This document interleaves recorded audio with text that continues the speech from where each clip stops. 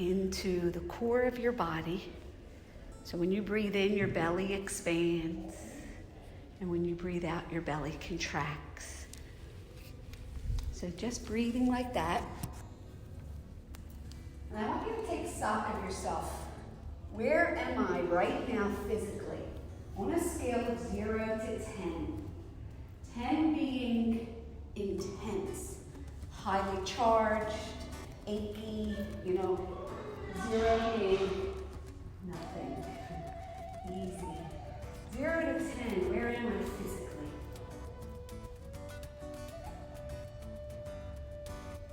And the same thing emotionally. 0 to 10, give yourself a number. Where am I? 10 being intense.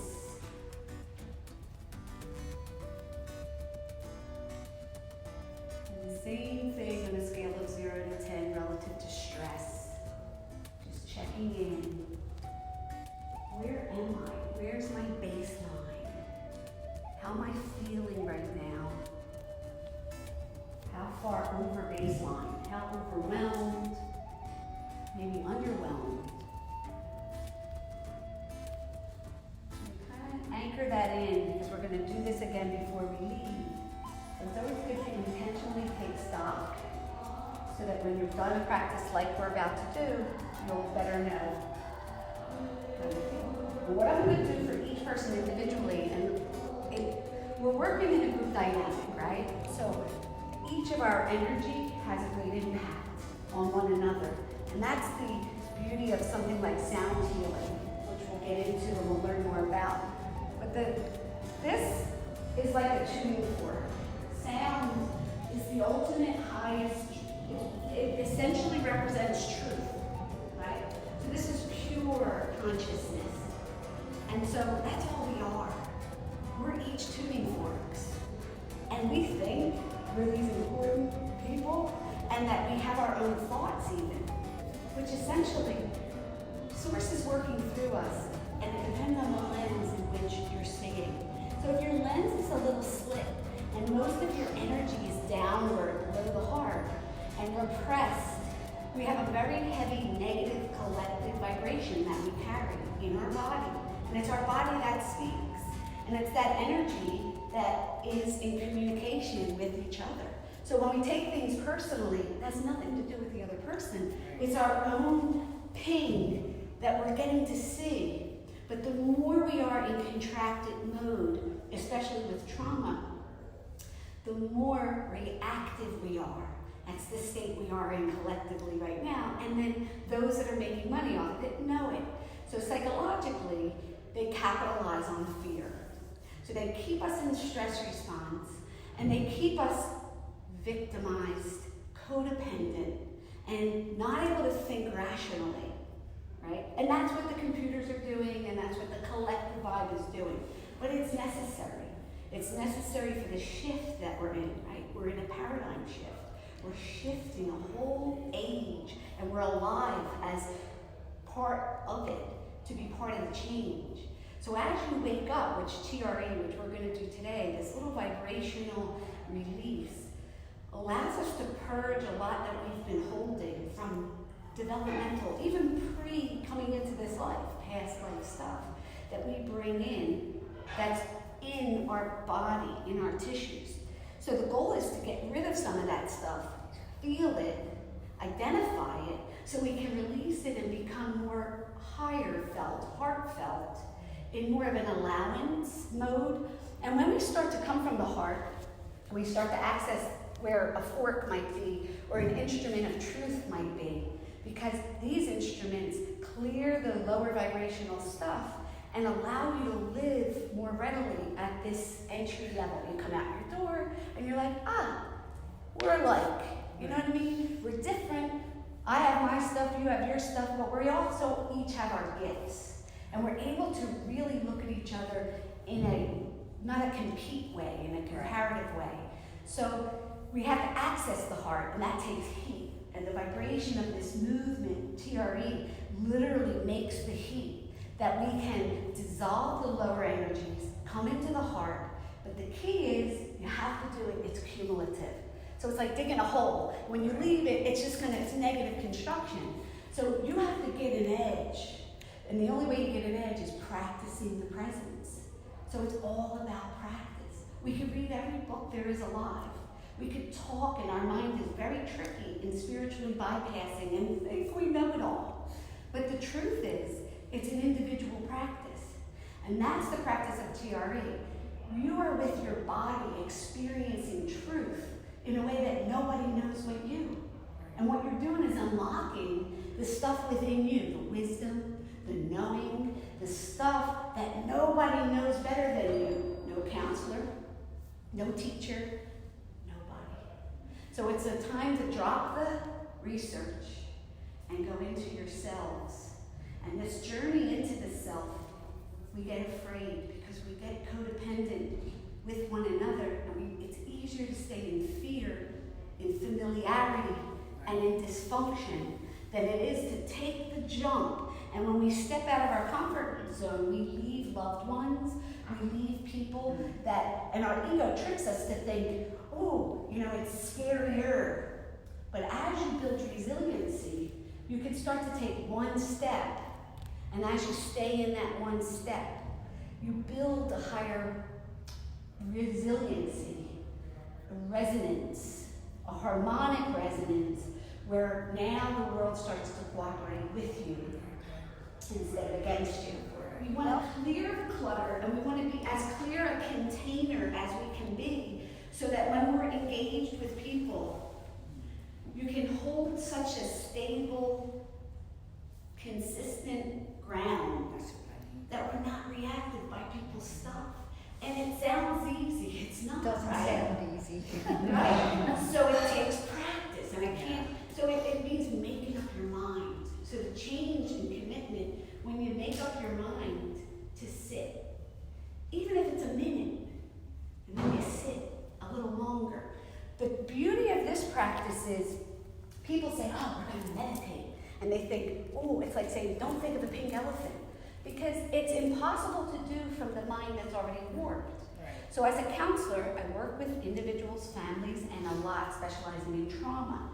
If I were to sit down and talk to you about your trauma, I'm going to throw you into a tailspin, and we're getting nowhere. But forget even trauma. Counseling model in its basic structure, it's not ideal because we don't know even the answers. When you're talking about stuff, we perpetuate the story a lot of times, and we're not getting anywhere. This approach, it's bottom up. I shake your roots. I shake you at the point where we're waking up sensation. Most of us are living numb. We numb through sources. Codependency, it's the nature of the second chakra, right? We're born in the belly. We're protected. We're in the womb. Our mother's umbilical cord feeds us.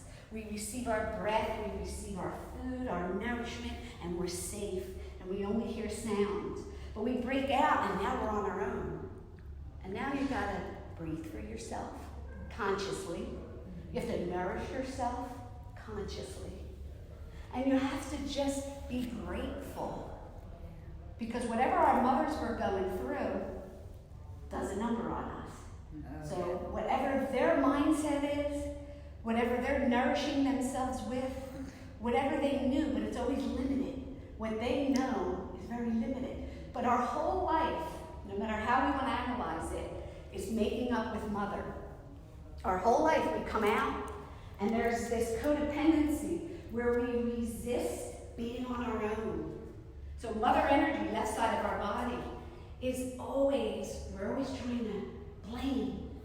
And we're always punishing the parts of our own selves, the feminine aspects of ourselves. And in doing so, we don't live the highest best. We don't take ourselves that we're enough. We don't value and nourish and feel enough. So the work, while our mothers they might be here, they might not, it's really not her we're making up with, but now it's Mother Earth. So now the true connection, and the earth is going through birthing right now, birthing a whole new paradigm. And we've neglected her. And the way for you to get your grounding back is to remember where you're truly sourced, through the soles of your feet. Every day when you wake up, walking out and being grateful for what is. Instead of seeing what's badness, reining it in, getting this central, like think about this string. We want to be living out of our bellies. Back where we were in the womb. Anchored in the sense of, and when you feel, you literally, if you're not feeling, we got to bring our breath. Okay, let me work on my breath to come down into my belly. Let me bring my body back into myself. And when you can consistently say, you're getting all the dopamine, serotonin, and oxytocin, that we're built to be self-healing and self-regulating. But the way we live now, so warped and collectively we think we're thinking, but we're so negatively drawn and we're thinking everybody else's thoughts. We're drawn because negative's stronger. We only get, adrenaline, cortisol, and glucose. So the default loop of our being, because our ego wants to protect us, it doesn't mean any harm. It wants to keep you from getting killed. Right. So we have to survive as a species. So animals got it down pretty good, because when they're in the wild and you're running after me, I know I could go climb that tree, or I'm going to fight you, or I'm going to feign death. Right. And if I'm smart enough and do it right, when you get preoccupied, I get my chance to go find safety, and my body just shakes. And the animal knows how to shake itself back into homeostasis. So now it's actively calm, it tends to its young, and it's aware, and it does its job. But they don't have this frontal cortex that we have, right? We're gifted with a mind that's amazingly creative, but it's wasted because we're so warped and we are living thinking there's threat, right? That's what anxiety is. So the mind, worry, is the only thing. Worry's the anchor for anxiety, right? So my grandmother, I was raised, don't go out, the news, all she did was watch the news, right? Don't do this, don't do that, because worry was, they loved you, right?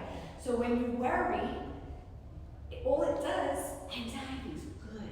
Anxiety is a force of creation, and it's uncertainty, and we gotta find something to grab to give that anxiety a channel, right? But if you don't have a grab, your grab is, like I say, why are you so anxious? And then we remember, you have a flight tomorrow. I'm like, you gotta catch a plane. You're like, that's why I'm worried. So now you'll worry about the flight, because it's gonna anchor your anxiety. But if you anchor it here, at a core that feels safe, that knows in the felt sense, and this is practice, I'm okay, all is well. Not because it's bullshit, because you've done it and your body feels chemically okay, and you sleep well, and you're like, I slept good last night. And then you do it again, and you're like, I'm breathing deeper. And you start to get the chemical kick in that we used to take drugs for. So we start to go and self-regulate in a way